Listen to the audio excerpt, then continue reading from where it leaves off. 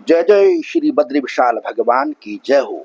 हे विष्णु भगवान, हे श्री बद्रीनाथ आपकी जय हो। आइए, अब तक मैंने कथा सुनाए आपको उत्तराखंड के 5 प्रयाग और 5 केदारों की, यानी पंच बद्री, पंच केदार और पंच प्रयाग का सुनाई है। और अब कथा करते हैं पंच बद्री, यानी उत्तराखंड में बद्रीनाथ एक नहीं है, 5 बद्री हैं। अब सुनिए कथा। पंच बद्री भगवान विष्णु की 5 तपस्थली।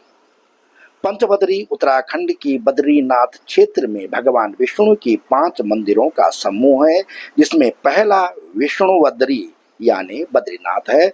और यह भारतवर्ष में भगवान विष्णु की 4 धामों में एक है, जो उत्तराखंड के चमोली जिले में अलकनंदा नदी के तट पर स्थित है।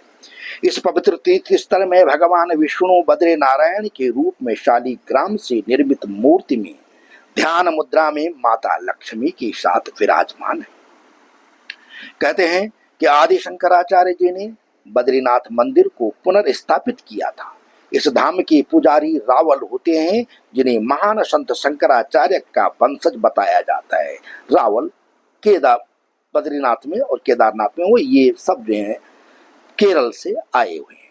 बद्रीनाथ में भीमपुल तथा व्यास गुफा भी है। यह पवित्र नगरी नर नारायण पर्वत शिखरों की मध्य 10,300 फीट की ऊंचाई पर स्थित है। 5 बद्रियों में दूसरे आदि बद्री है। यह स्थान अलकनंदा घाटी में कर्णप्रयाग से करीब 20 किलोमीटर दूर चौकठिया रानीखेत मार्ग पर स्थित है। आदि बद्री 16 छोटे छोटे मंदिरों का समूह है, जिनमें विष्णु तथा अन्य देवी देवताओं की मूर्तियां हैं। यहाँ भगवान आदि बद्री की श्याम वर्ण की शिला पर बनी मूर्ति की पूजा की जाती है। तीसरा योग ध्यान बद्री है, जो बद्रीनाथ और जोशीमठ के बीच पांडुकेश्वर में।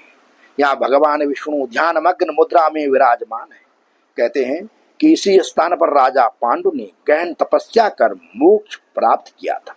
यहाँ पांडुशिला है और कहते हैं कि पांडवों की जन्म स्थली भी यही है। वृद्धबद्री जोशीमठ से 6 किलोमीटर दूर पीपलकोटी की तरफ अणिमठ नामक गांव में स्थित है। यह भगवान विष्णु को समर्पित एक प्राचीन तीर्थ है। इसे वृद्धबद्रीनाथ भी कहा जाता है। यह मंदिर भगवान विष्णु के वृद्ध स्वरूप को समर्पित है।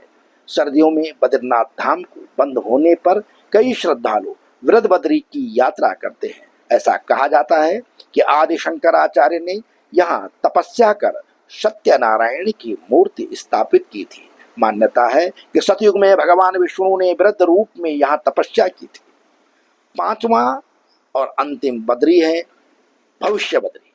यह स्थान जोशीमठ से 25 किलोमीटर दूर जोशीमठ मलारी मार्ग पर है। यहाँ भगवान बद्री नारायण की आधी आकृति की मूर्ति की पूजा होती है।